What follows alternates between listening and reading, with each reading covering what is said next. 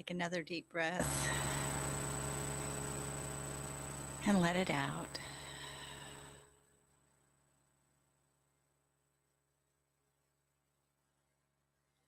And just get quiet and think of all the possibilities that you would like to see happen in your life.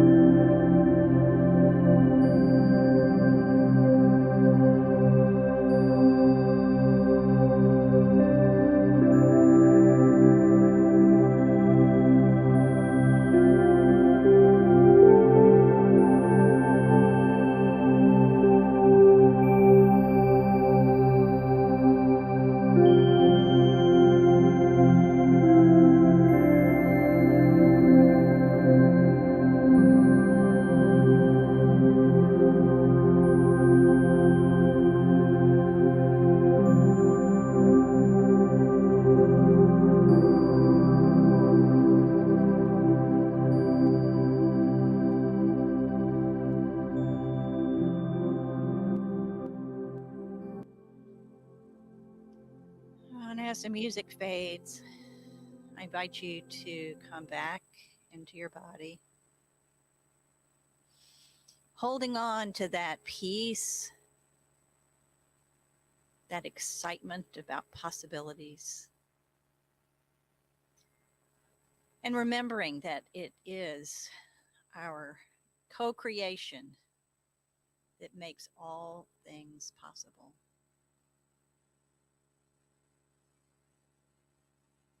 Thank you for being here. Thank you for preparing the space. Thank you for preparing yourself for what is to come, which is a great talk on all possibilities. So we will see you back here at 10:15.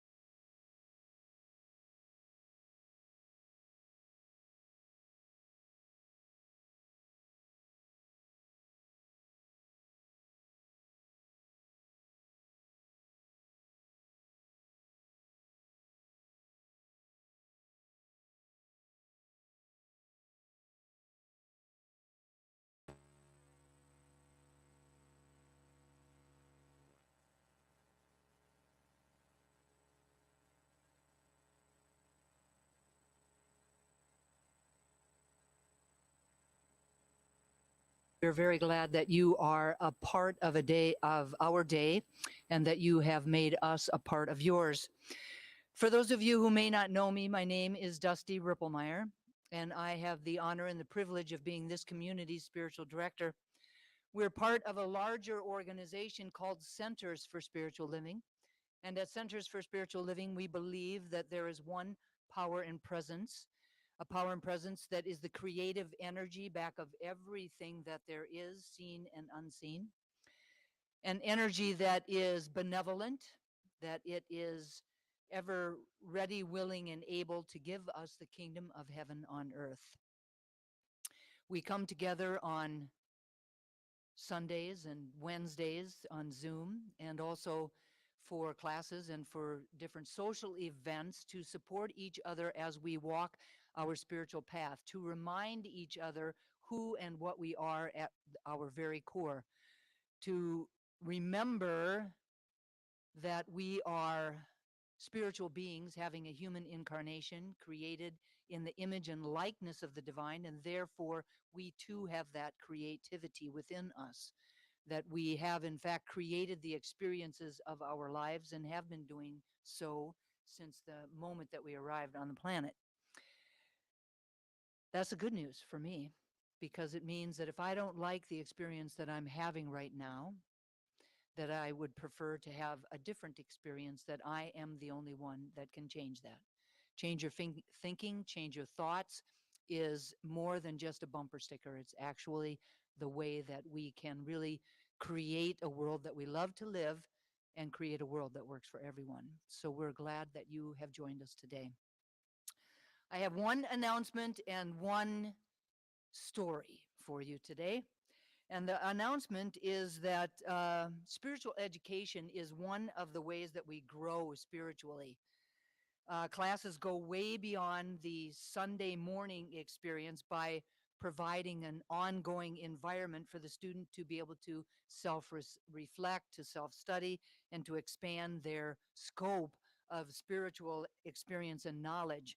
Participating in classes and workshops foster community and soul companions um, that walk with us on this path in a way that no other activity can do. And so I'm just announcing that we will be facilitating a foundations class beginning in June. Now, our foundations class is, as the name implies, the foundational class of our teaching. And it's a 10-week entry-level course for the study of science of mind. It's a personal exploration of the 10 core concepts of science of mind, philosophy, faith, and way of life, and their application to our everyday living, right? Discover and express the power, creativity, freedom, abundance, and joy that lie within you. Learn about the one cosmic reality, how to forgive the past, how to live in the present, and how to consciously design your future. You'll complete the class with increased poise, confidence, and power in every arena of your life. This class is really a game changer, I believe. And I have heard nothing different from anyone who has ever taken the class. So it is a required class for anyone wishing to serve as a team or home group leader to and to be on our leadership council. The course is 10 weeks in length, plus there's one Saturday in which we hold this really wonderful prayer workshop, a day-long prayer workshop. The class will be held on Tuesday evenings, beginning Tuesday, June 6th, and running through Tuesday, August 29th. Now, if you do the math, you're going to realize that that's a little longer than 10 weeks, and it's a little longer than 10 weeks because we're actually going to be dark, as they say in the theater, on Tuesday, July 4th, and also on Tuesday, August 8th. The prayer workshop will be held on Saturday, July 8th from 9 o'clock to 4 o'clock. The class will be held on Zoom from 6:30 to 9:30. The cost is $245, which includes a $25 deposit, which you will put down when you register through our website. The required text is The Science of Mind by Ernest Holmes. So please consider joining us for this very life-changing course. Now, James Harnish, in his book, A Disciple's Path, tells a very funny story, and I'm sharing it with you this morning. He says, I heard about members of a congregation that prayed for years that the Lord would do something about the disreputable bar that was across the street from the church. One night, the bar was hit by lightning and burned to the ground. The bar owner promptly sued the church, saying that the congregation's prayers were responsible for the fire. The church contested the suit. After hearing the case, the judge said, I am not really sure in this moment how I'm going to exactly rule on this case, but one thing seems abundantly clear. The bar owner believes in prayer more than the church people. So I would love to thank Marianne Hardy for her beautiful meditation that expanded the container that our service will unfold within. So thank you very much, Marianne. And now please welcome her back to the podium.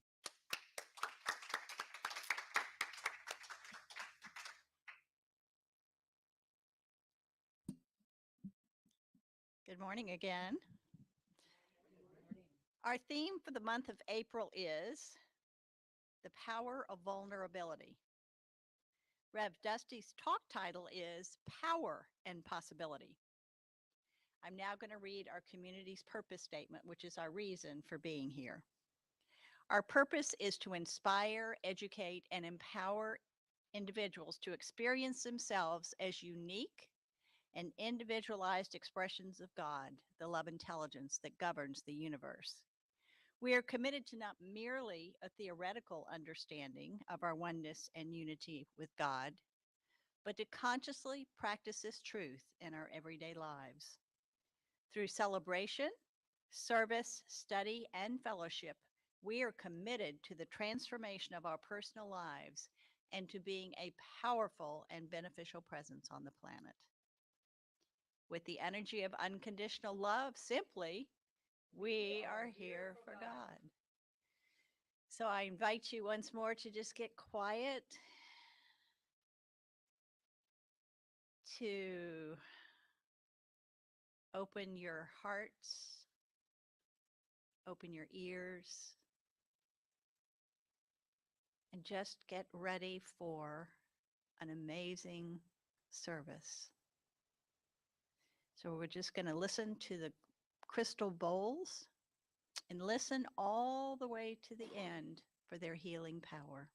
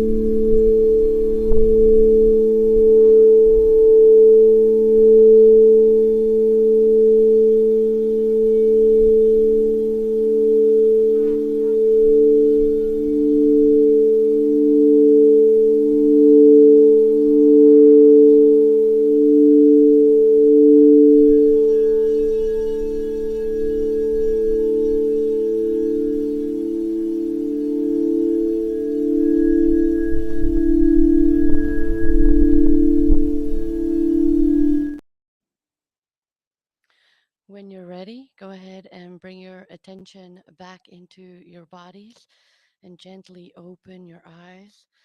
And let's take a collective deep breath in. Hold it, and then go ahead and exhale. The Triangle Center for Spiritual Living honors the diversity and threads of truth that run through all spiritual paths, as represented by our current ceremony. Please welcome Eileen, who will be assisting us this morning during the ceremony. Thank you, Eileen. Christianity is the path of Christ consciousness, love, and forgiveness. Buddhism is the path of compassion and understanding. Judaism is the path of living by sacred law. Baha'i is the path of unity and peace. Islam is the path of submission to the will of God, the highest calling. Confucianism is the path of deliberate tradition. Taoism is the natural way, the path of ultimate reality. Native American practice and shamanic traditions are the path of primal spirituality. Shintoism is the path of tribal ancestry. Hinduism is the path of knowledge, action, and devotion. Science of mind and spirit is the path of the divine principle of love and law. And the heart represents the one love that resides at the center of all people, all beings everywhere, with no exceptions. May peace prevail on earth through the followers of all paths. And so it is. Thank you, Eileen. And so at this moment, we close our outer eyes and we turn within, opening our eyes wide open on the inside, knowing the truth that is always there, the truth of who and what we are. And let me explain it, but it needs no explanation because the truth of you, your hearts, your souls already know. And that truth is that each one of us here is a divine spark of the Creator, of God, of the source of the power, of the intelligence that resides within each and every person. It is always available, it is always there. No, it is not a place. No, it is not an idolization. It is truth, it is real, and it is consciousness. And this consciousness is within each and every person. It is always available 24/7. It is a knowing, and it is within each one of us. As I know this truth for who and what I am, I know this very truth to be of every single person in this room, every single person hearing this message, and also of those people who do not know this about themselves, that the truth is that love resides in all hearts. The consciousness that expands, the peace and the harmony is within each one of us. It's a consciousness that we choose. As I choose this now in this moment, I choose and hope to always choose this in every moment. And when I don't, forgiveness resides. And in this moment, I am so very grateful for everyone here for this service, for Reverend Dusty's powerful talk about possibilities and the power that resides within us. I'm so glad for Miles and Letha's constant contribution of their talent, of their gifts, sharing it with us, being open. I am so grateful for all the volunteers that came early this morning to prepare this space, for Mary Ann's beautiful meditation that opened us all up to that greater truth, expanding our awareness and just falling into the container of truth. And it feels absolute wonderful. So I'm so grateful for everyone who is here. I am grateful for the congregation that is here today, for each one of us are stepping into our vulnerability and being okay with that. So I'm so grateful for each one of us here, for our consciousness, for our expansion, and for what is. I release this into the universe, knowing that this is the truth. It cannot be any other way. And I'm so grateful for all of it. Thank you. And so it is. And so the reading today is by Mark Nepo and Amy Paulier. Mark Nepo says, "The sweetness of living comes to us when the very humanness we regret and try to hide, our seeming flaws and shameful secrets are worked by time and nature into a honey all their own." Amy Paulier says, I'm sure I didn't pronounce her last name right. It's very hard to have ideas. It's very hard to put yourself out there. It's very hard to be vulnerable. But those people who do that are the dreamers, the thinkers, and the creators. They are the magic people of the world. And so it is. And I'd love to introduce you now to Miles and Letha for their talent.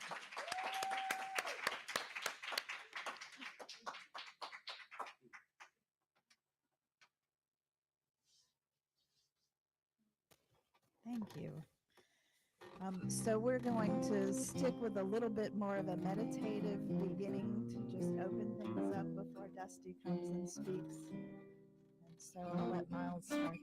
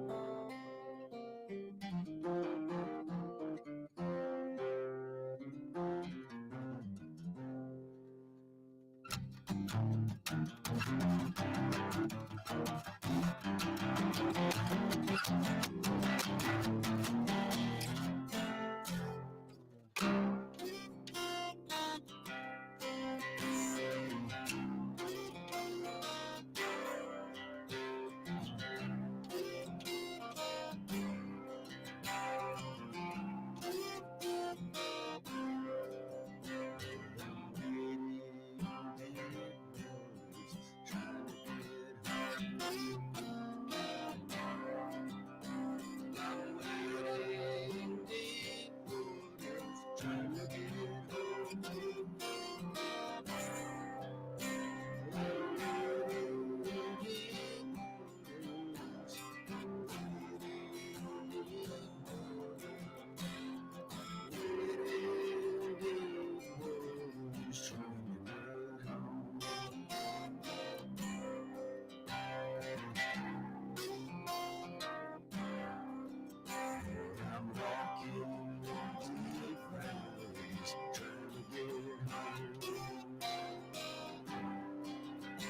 I'm walking deep valleys trying to get home. Well, I'm walking deep valleys, walking deep valleys, walking deep valleys trying to get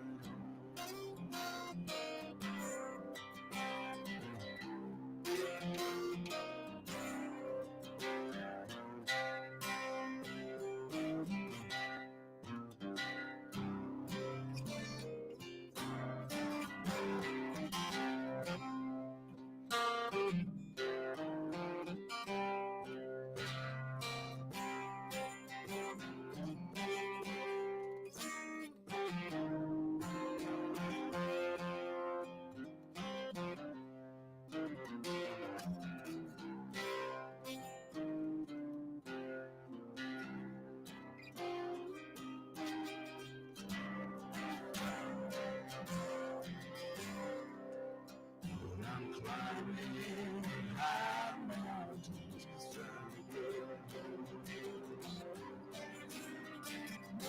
well, I'm climbing high mountains, trying to get home.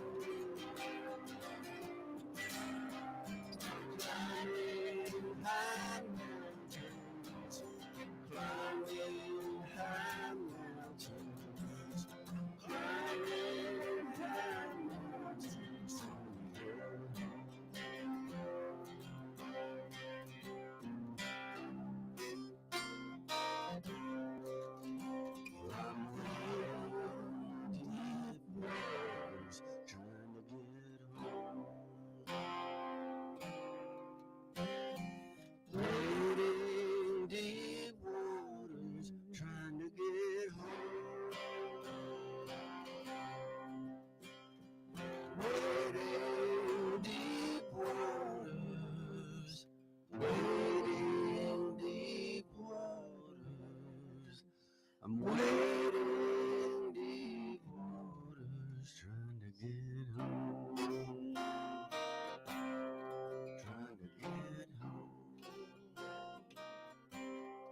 trying to get home, trying to get home, trying to get home, Lord, I'm home.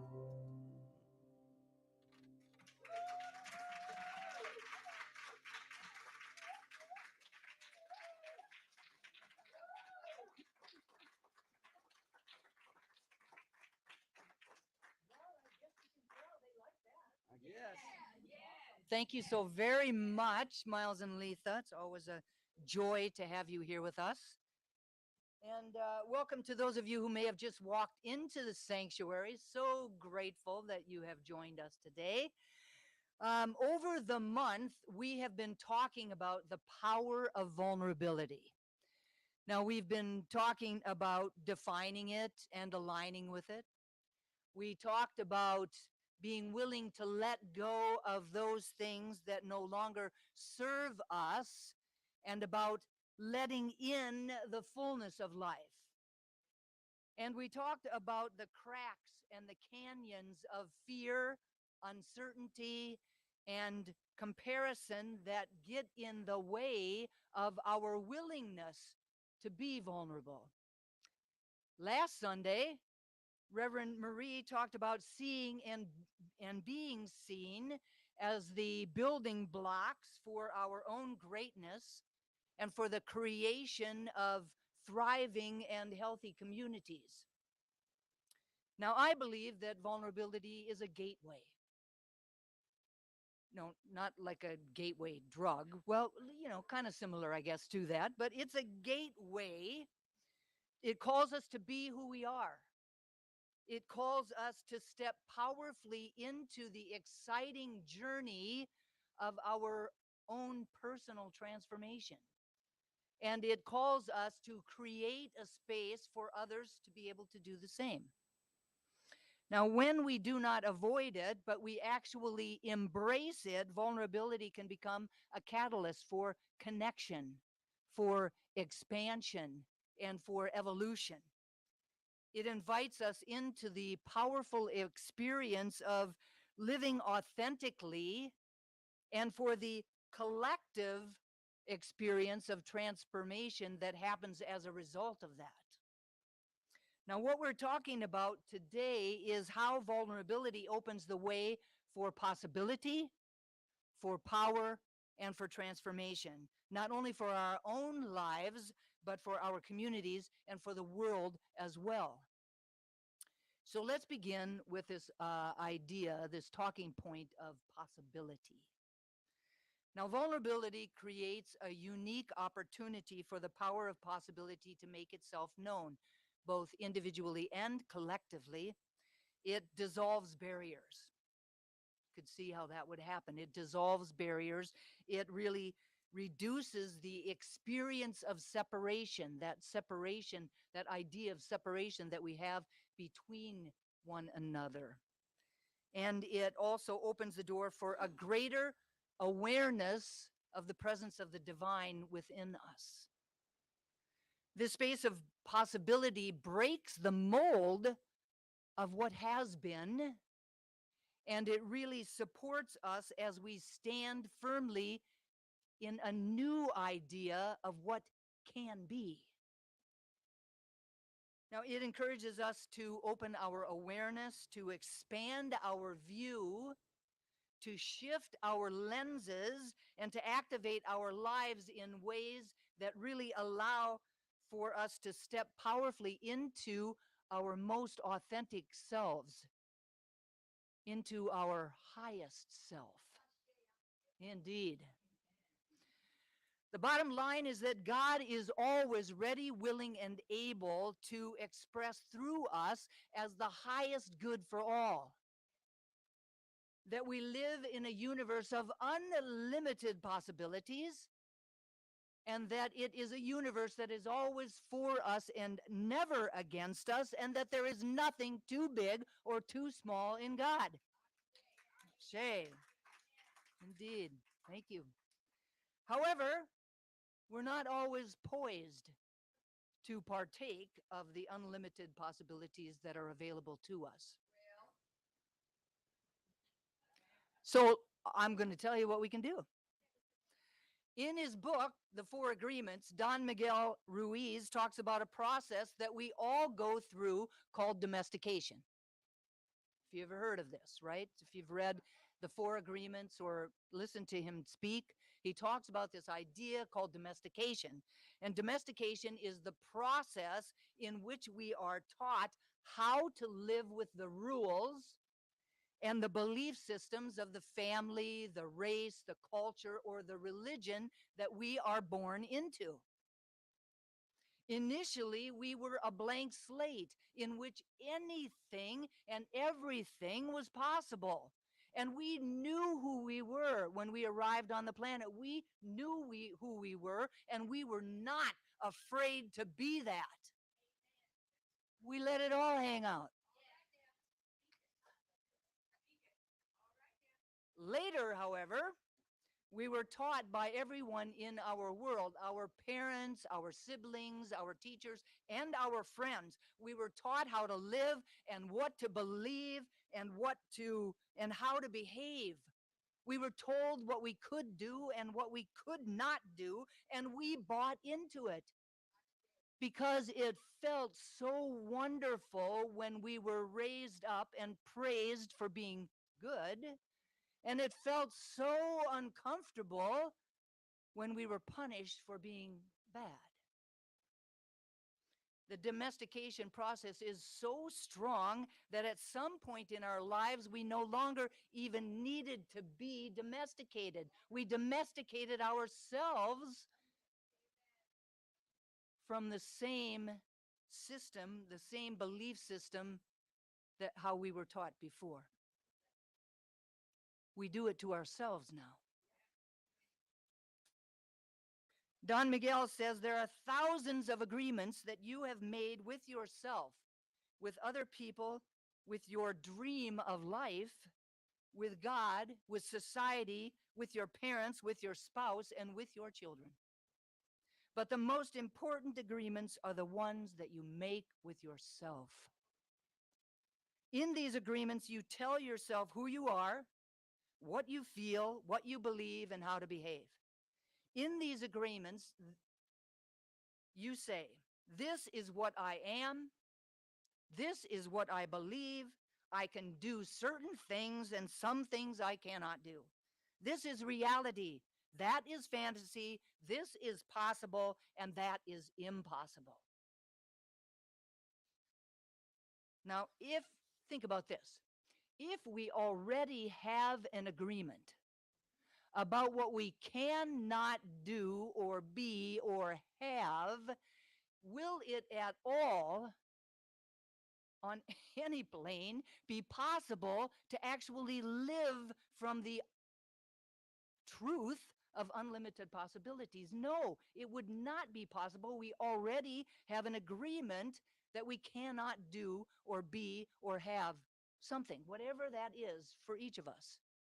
Even the idea that we have an agreement with ourselves about what we can be might not be big enough. It might be too small. It might not be outrageous enough to live from a space of unlimited possibilities. We could be holding ourselves back. Now, I believe that that the domestication idea, right, the race consciousness idea of vulnerability is that it is a weakness, that we should not do it, that we should stay away from it, that we should disregard that idea, turn away from it. And we have been thinking this thought, we have been believing this belief, and we have been living our lives from the idea that it is a weakness, and we've been getting the same results over and over and over again. Isn't it about time to think a different thought about vulnerability? Yes. Isn't it about time to do something different about the way that we show up in our lives in order to live from a new possibility? Wake up, indeed, indeed. Now, the second idea or point of discussion is around power. Authenticity is power, plain and simple. We are an individualized, each of us is an individualized expression of God, unique, different from every other person on the planet. Do you get the power inherent within that truth? A life lived out loud is made possible by showing up to life authentically. Vulnerability becomes the starting point of that authenticity and paves the way for us to really be able to stand powerfully in our own creative power, both individually and collectively as a community. Power comes from the Latin word potere, which means to be able. Now, it has a lot of different meanings if you look it up in the dictionary or on, the internet. But one of them is that it is the possession of qualities required to do something or to get something done, right? It can also mean the capacity or the ability to direct or influence the behavior of others or the course of an event. Power. Power. Now, in the 16th century, and you may have heard of this guy, but in the 16th century, Niccolo Machiavelli wrote a very famous book. The book is called The Prince. Now, in it, he said that it's much safer to be feared than it is to be loved.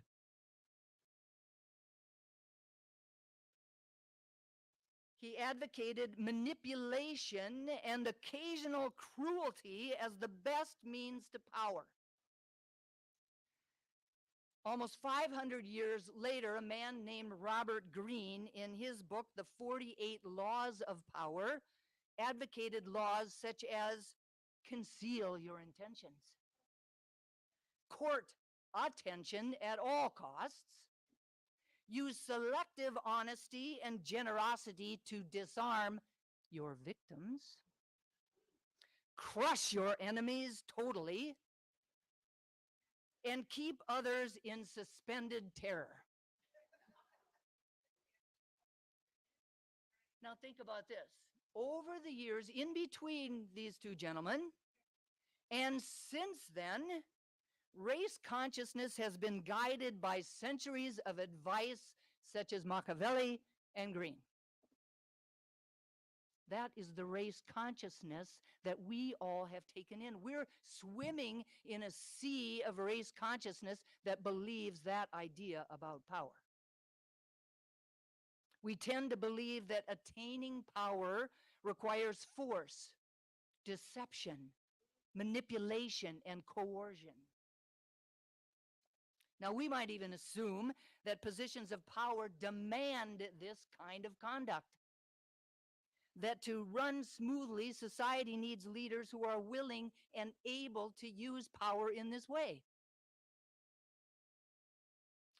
Thankfully, recently, a new science of power has revealed that power is wielded most effectively when it's used responsibly by people who are attuned to and engaged with the needs and interests of others. Years of research suggests that empathy and social intelligence are vastly more important to acquiring and exercising power than our force, deception, or terror.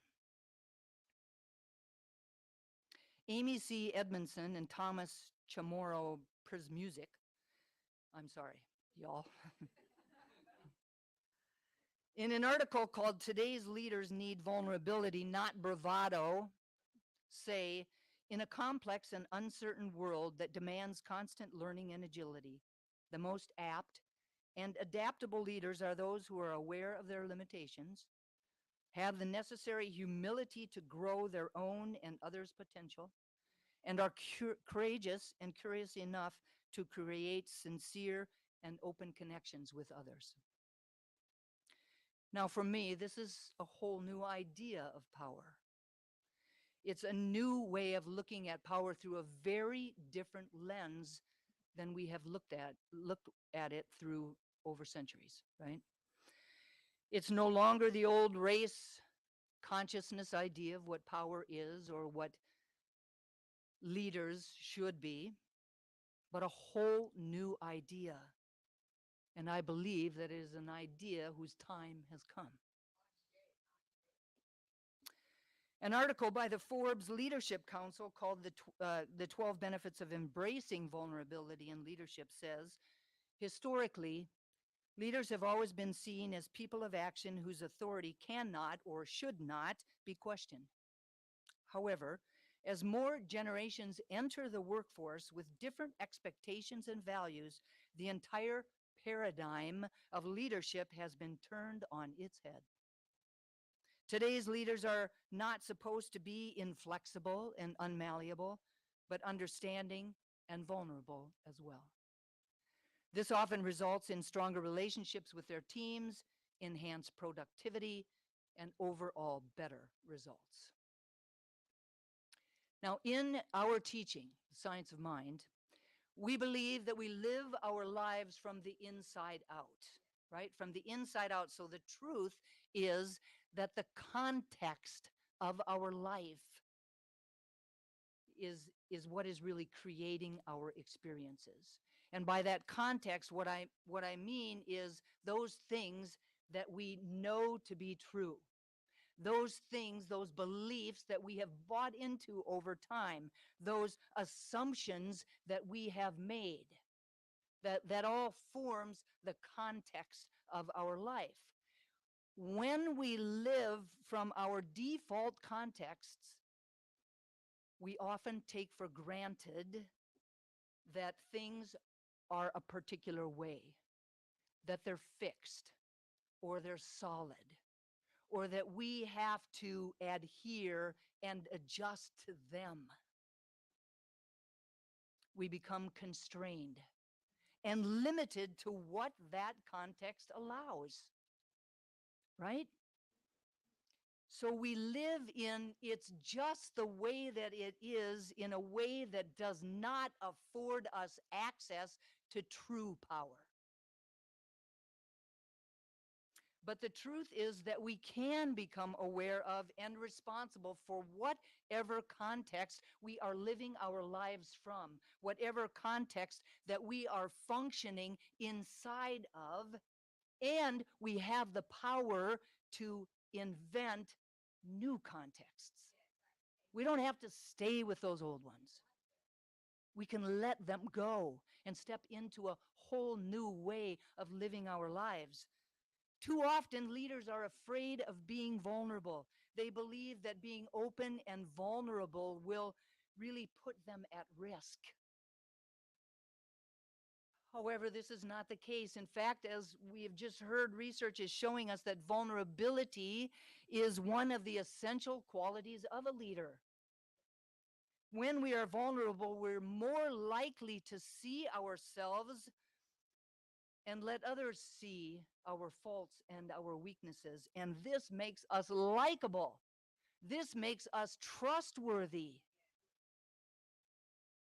Both of which are two other leadership qualities that are vastly important. As we open ourselves up to others, we grow and we learn and we evolve.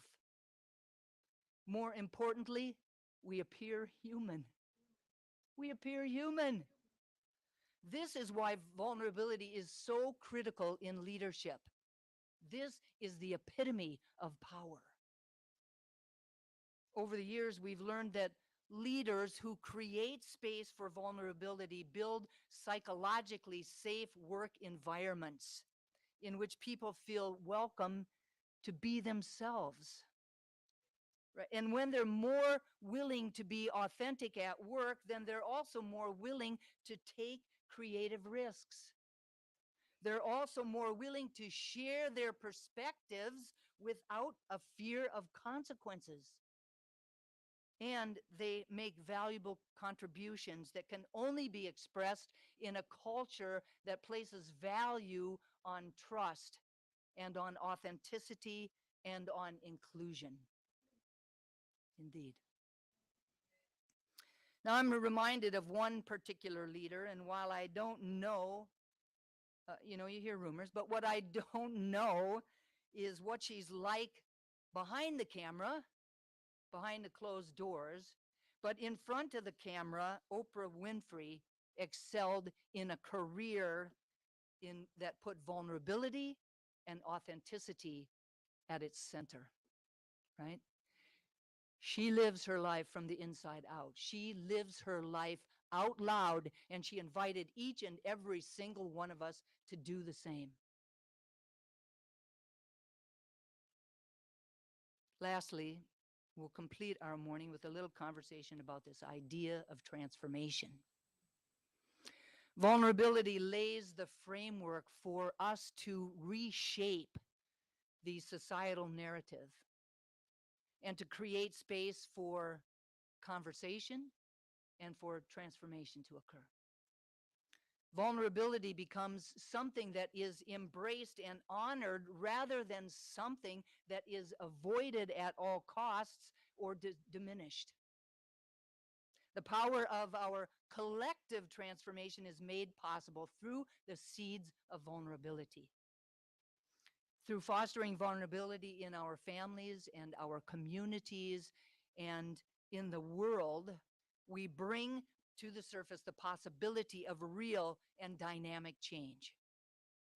The possibility of transformation becomes more than just words and ideologies, but a reality through our willingness to be vulnerable.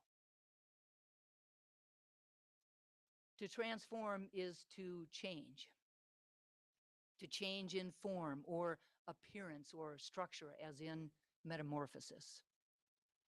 Or it can also be to change in condition or nature or character, as in to convert. Or it could be to change into another substance, as in transmutation. Now, while the word change appeared multiple different times in that little definition of transformation, the underlying truth is that there is really a distinction between change and transformation. Stopping an addiction, choosing to begin to deal with people with compassion, or perhaps setting an intention to begin to exercise daily and to lose some weight are really examples of change. While constructive change really serves to really up-level both our inner and our outer lives, the truth is that old patterns may reassert themselves. And once those old patterns reassert themselves, then we just kind of go back to living life as it was, right? So change occurred, but it didn't stick. So change, therefore, is not permanent, nor is it transformational. Transformation includes change, but change doesn't always include transformation.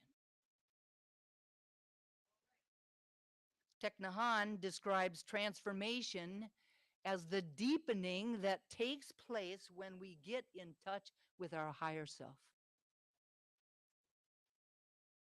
It involves the personal rewards that come with a spiritual awakening or an aha moment. It involves the revelation of an unconscious belief or the awareness of the divine truth of who and what we are at our very core. There's more to transformation. There's a deeper experience. Reverend Dr. Michael Beckwith resonates with that when he says, change has its limits since it stems from human will, while transformation is limitless since it stems from an evolving discovery and expression of the authentic self. Transformation is a movement of awareness away from limited thought forms into a conscious realization of our limitless nature. Beautiful, yes? Transformation involves shedding of the old ways, the underlying way that we see ourselves and our lives, especially when those old ways have become such a burden, when they no longer serve us. We have to transmute. We have to think something different. We have to do something different, or the experience of our life will remain ever the same. The bottom line is that no matter who we are, no matter what has already happened to us, no matter what we have done, it is still possible to be and to do something new, something entirely brand new. With transformation comes healing and wholeness. Nellie Morton, in Writing Life by Susan Whitting Albert, says, "You are destined to fly, but that cocoon has got to go." You are destined to fly, but that cocoon has got to go. The invitation is to signal to spirit that we are willing to accept change in our lives and to be an agent of change in the world. The refusal to admit change in our life is a huge, major obstacle to our transformation, both individually and collectively. We have to be willing to change, to transform, to think something new, to do something new, to be something new. Indeed. There's a section in our CSL Global Vision that says we envision all people, all beings, and all life as expressions of God. We see a world in which every person lives in alignment with their highest spiritual principle, emphasizing unity with God and connection with each other. A world in which individually and collectively we are called to a higher state of consciousness and action. Now, this expert speaks to the collective power and possibility brought about by the practice of vulnerability. The global vision calls us to expand our view. It calls us to recognize the role that vulnerability plays in creating a world that works for everyone. The invitation is to be willing to take the deep dive of introspection into our own consciousness with compassion and with loving kindness. The kind that we don't often give to ourselves, but find ourselves giving to others. We need to be able to give to ourselves. The invitation is to be open to letting go of that which no longer serves us. And the invitation is to entertain the possibility of a new beginning. To come out of the idea that it is just the way that it is, to loosen our white-knuckled grip on this is just the way that I am, and to have the humility and the courage to be willing to consider that there is more here than meets the eye, that there are more possibilities available to each and every single one of us that our human minds could ever possibly come up with. When we stand in our power from a space of unlimited possibilities, then we are able to live from the awareness that we have the ability to not only change, but to actually transform. We are not stuck. When we know that housed within us is the ability to bring everything we are to life. We are not stuck when we know that through our own willingness, to be vulnerable and to be authentic, we set off a chain reaction that permeates everything that crosses in front of us. The bottom line is that to be alive is to be vulnerable. To be in deep and fulfilling relationships is to be vulnerable. To be fully engaged in community is to be vulnerable. Vulnerability is the bridge to that vision, that global vision. It's the foundation on which we can stand in full confidence, knowing that our vulnerability serves as an integral part of actualizing that which we are seeking, of really allowing that which we are seeking, which is really seeking us, to express through us, to express that world that works for everyone. Marianne Williamson says, personal transformation can and does have global effects. As we go, so goes the world, for the world is us. The revolution that will save the world is ultimately a personal one. Our global vision, right, is a world that works for everyone. Possibility, power, and transformation can only occur when we, each of us, are willing to really bring our wholeness to life. If you are willing, please repeat after me. I am willing to be vulnerable. And so it is. And so it is.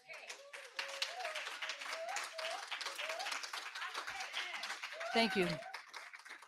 Thank you all so very much. I just invite us to turn within for a moment of prayer to anchor these ideas this morning. To turn away from the world of form and all of the race consciousness ideas that perhaps no longer serve us.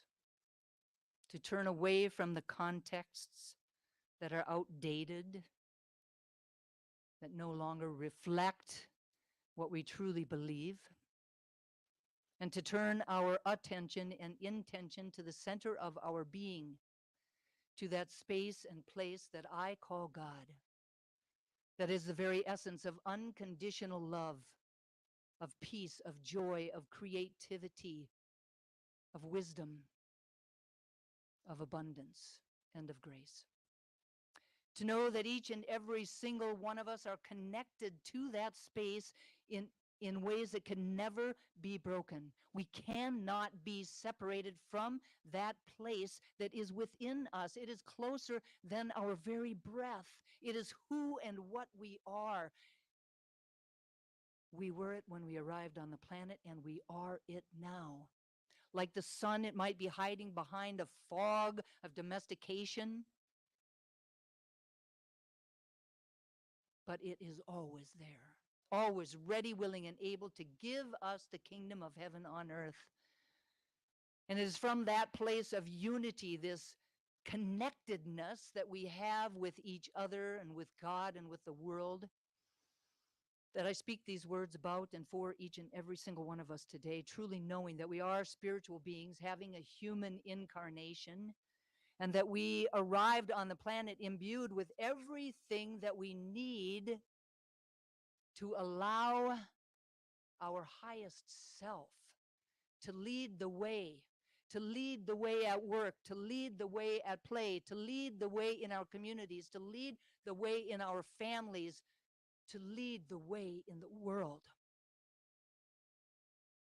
That love, that unconditional love that smooths out all the rough spots, that straightens the crooked ways, that is the only thing that shall ever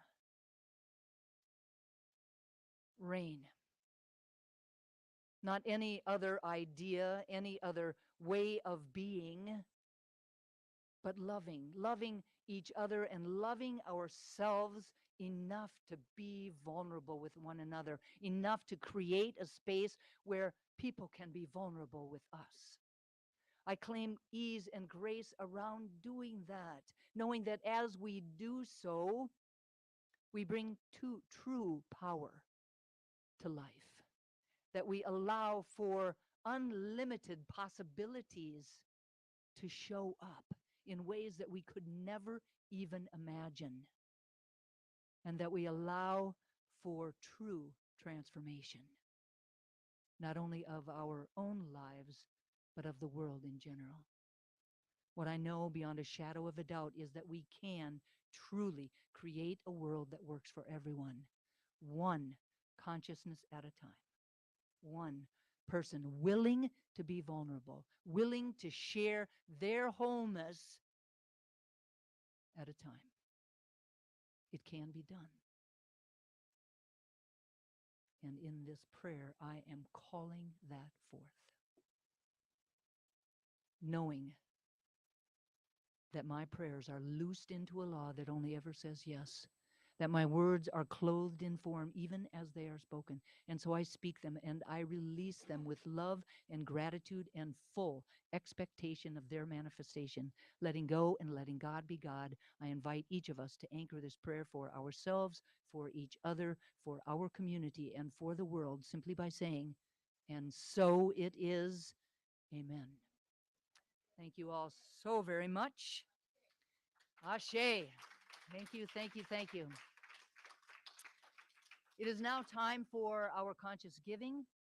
The Triangle Center for Spiritual Living is sustained by the giving of our time, talent, and treasure.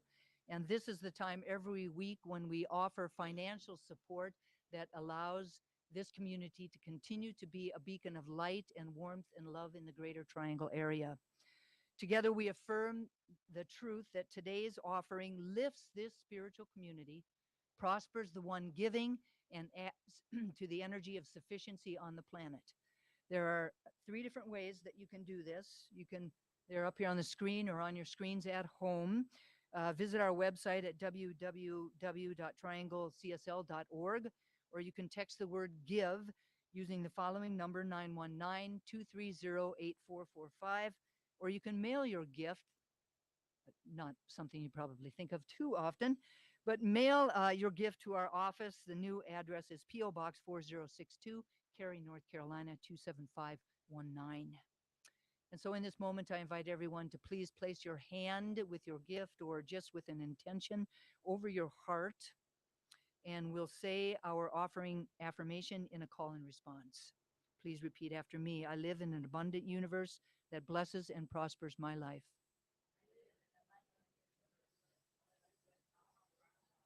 I give with gratitude, knowing that God is my source. And so it is. Amen. Thank you all so very much. And while the baskets are being passed, please welcome the awesome Miles and Letha back to the stage.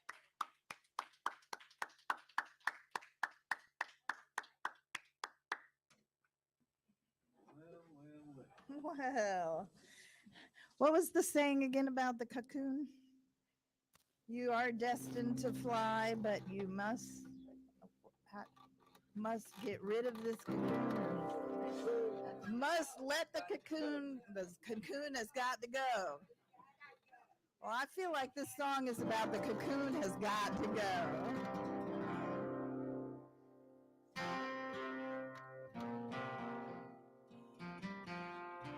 And once you get the chorus on this, please join in.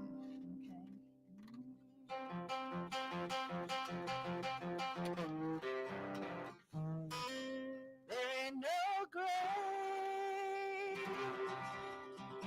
gonna hold my body down. No, there ain't no grave it's gonna hold my body down. 'Cause when I hear that trumpet sound, I'm gonna get out of that cold, cold ground. 'Cause there ain't no grave gonna hold my body down.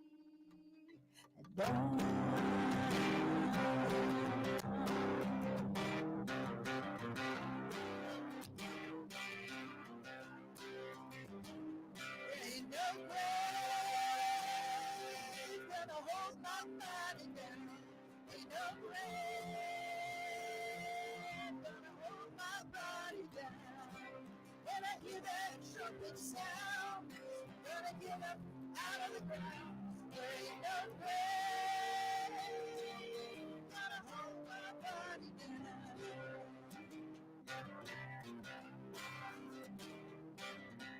Look out yonder gateway, put your feet on the landing. Baby, don't you blow that trumpet until you hear from me. Look way over yonder, what do you think I see? See a man, take two fat men coming after me. So I'm going down the big road, saw the people dressed in white. And were nice people, 'cause I saw them living right. There ain't no way gonna hold my body down. Ain't no way gonna hold my body down. When I hear that trumpet sound, gonna get up out of the ground. There ain't no way gonna hold my body down.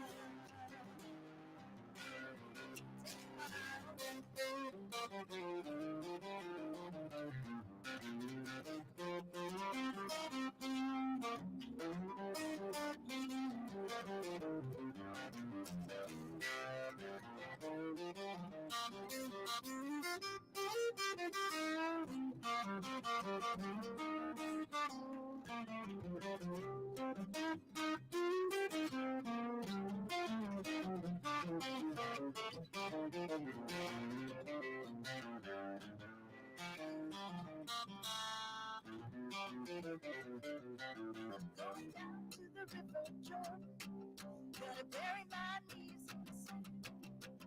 I'll sing Hosanna till I reach that promised land.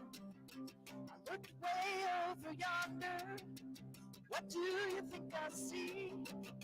I see a band of angels and they're coming after me. So meet me, please, Jesus, meet me. Meet me in the middle of the air. 'Cause if these wings don't carry me, well, I might need another pair. There ain't no grave gonna hold my body down. Ain't no grave gonna hold my body down. When I hear that trumpet sound, gonna get up out of the ground. There ain't no grave gonna hold my body down. There ain't no grave gonna hold my body down.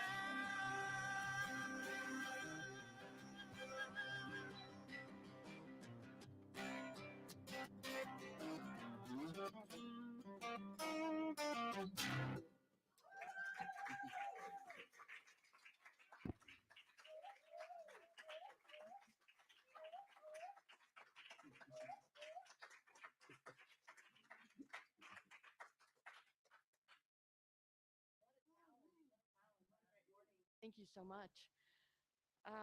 We've got some announcements to go through, so bear with me. If anybody would like prayer, go to our website at trianglecsl.org. And on the homepage, there's a button in the upper right hand corner. Click on that button and fill out the request form. We will get that prayer sent out to the ministers and the practitioners. If anyone would like to do a flower dedication to anyone for anything, please contact Heather Abbott at information@trianglecsl.org or for Reverend Dusty at dustyrippelmeyer@yahoo.com. Throughout the month of April, our outreach ministry has invited us to donate hygiene products for the wonderful organization Oak City Cares. They are a hub for connecting individuals and families who are at risk of or experiencing homelessness with coordinated services. While today is the last day for donations that are accepted um, through us, if you are moved and would like to support Oak City Cares, you can do so at oakcitycares.org. Thank you to everyone who has donated and for supporting this worthy cause.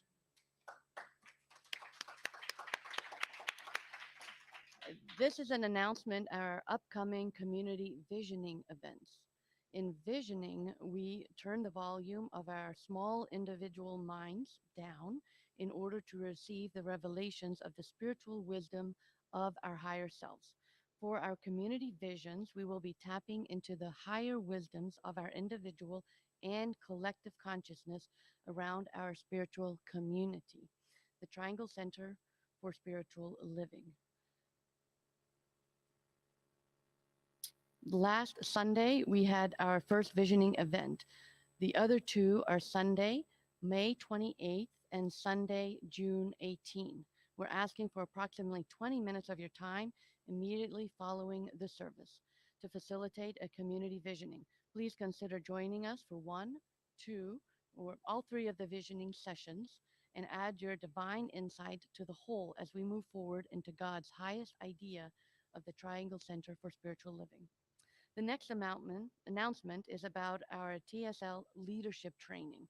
It is a 2-day workshop for members who wish to serve as a team leader, home group leader, or our leadership council. Even if you're not interested in being a leader at the center, this training is a wonderful workshop for being a leader in your own life.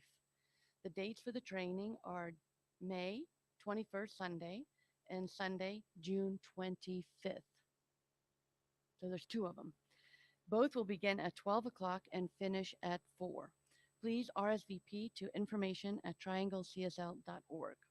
The leadership training provides an overview of the Enneagram to assist each of us to understand personality of our own and others, to lean into the power of listening, how to love and support people requiring extra grace, to build bridges by the fierce conversations with love, and to engage in radical self care, and how to effectively lead groups, providing spiritual guidance and inspiration.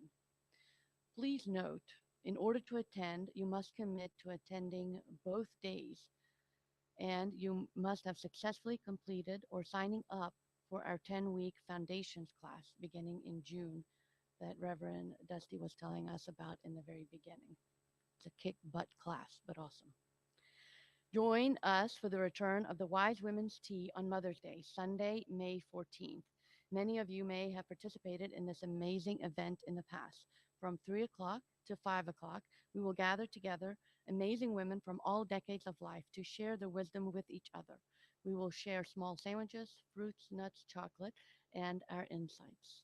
Take time after service to have a Mother's Day brunch with your family, and then come back and spend a couple of sacred hours wrapped in love and wisdom of the women of our wonderful community.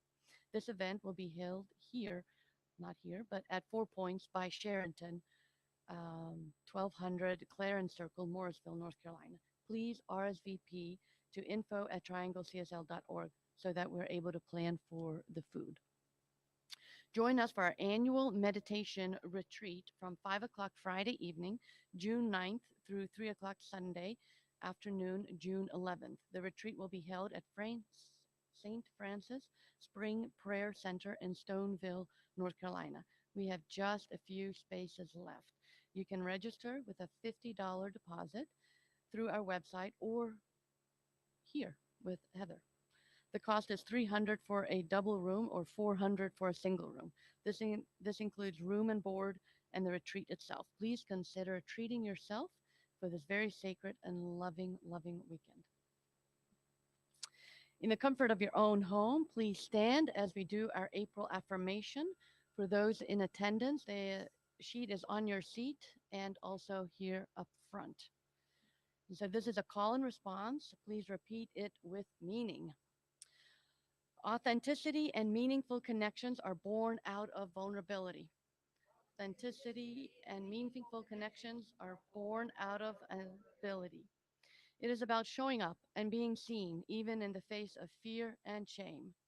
It's about showing up and being seen, even in the face of fear and shame.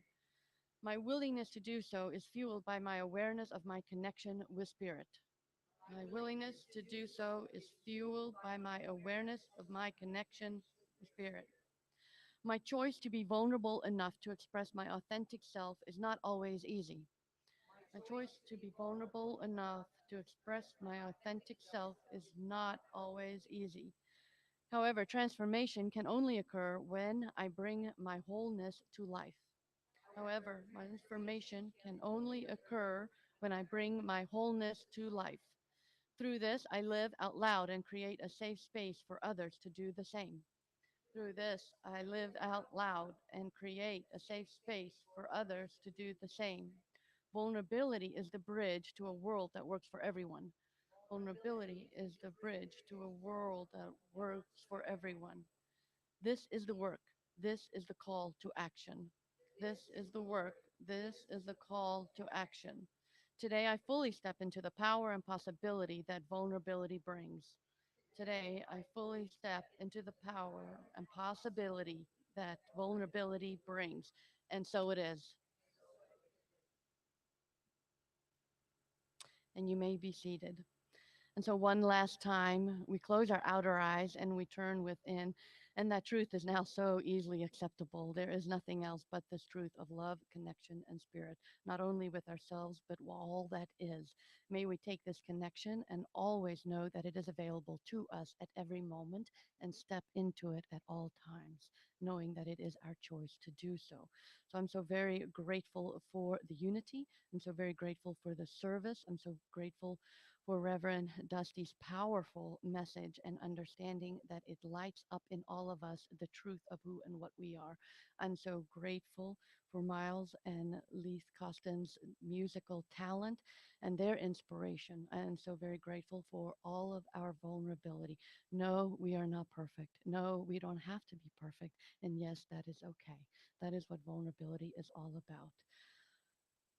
I'm so grateful for all that is. We anchor this gratitude in the soul of the universe, and together we say, and so it is.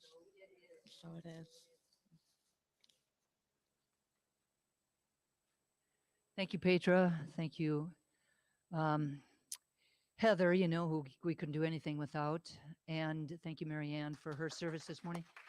And thank you all for following us all the way over here. Next week, we'll be back at the Sheridan, 4 Points by Sheridan. So thank you all so very much. Have a wonderful week. I love you all.